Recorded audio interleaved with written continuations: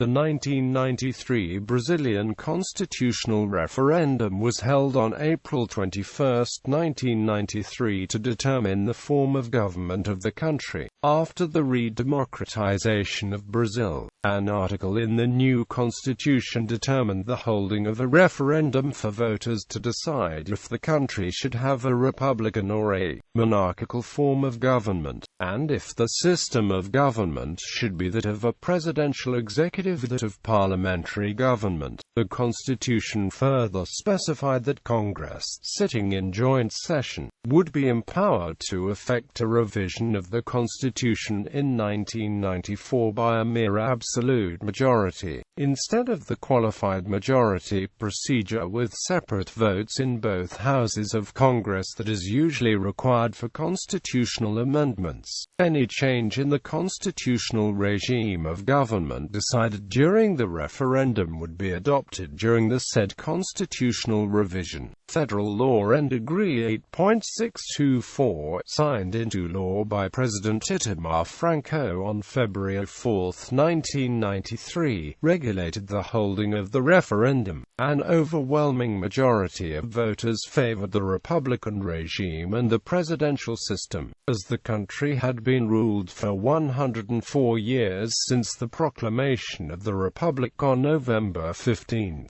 1889. Apart from a brief parliamentarian experience between 1961 and 1963, which had also been defeated in a referendum, in spite of heavy campaigning on TV and radio, turnout was relatively small, considering that voting is compulsory in the country. Origin: the attempted resurrection of the imperial regime came from federal deputy Antonio Enrique Bittencourt da Cunha Bueno, a member of the Constituent Assembly which approved the constitution which put an end to the military regime. A monarchist since a child, and son of Antonio Silvio Cunha Bueno, one of SDP's founders in São Paulo, he decided to propose to his fellow deputies the hold of a referendum to give the people the possibility to choose the form of government they preferred. His main argument was that during the reign of Pedro II, Brazil had experienced a period of great stability. Surprisingly, his proposal was included in the new constitution. Bueno managed to convince the Constituent Assembly that, since the Republic had been proclaimed in Brazil by means of a military coup d'etat in 1889, without any say of the people, the Brazilian nation should be given the chance of deciding the form of government of their choice.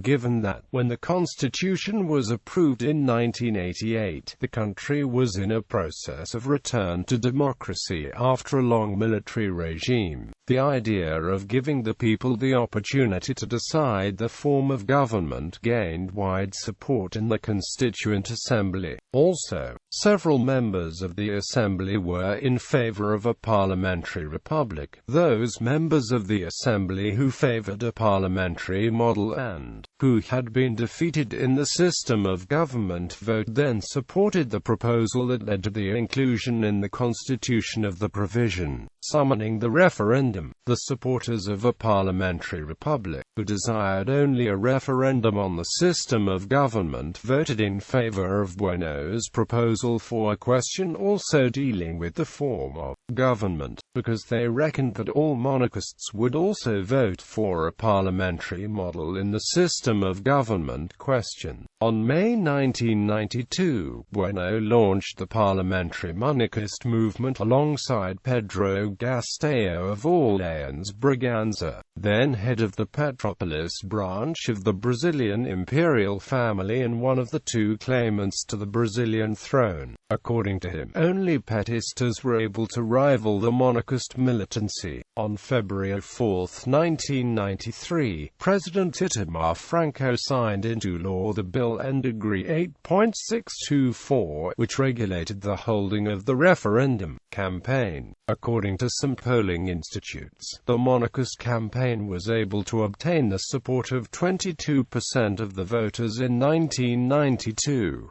Concerned about this, the main political parties at the time, such as PT, PFL, PMDB and PTB formed the so-called Presidential Front on one side and the Parliamentary Front at the other side in order to oppose the ambitions of royalist groups. In spite of the defeat obtained by the monarchist movement, the slogan "Vote for the King" became one of the most well-known in the history of Brazilian electoral campaigns, and 13.4% of the voters supported a monarchical regime. Results.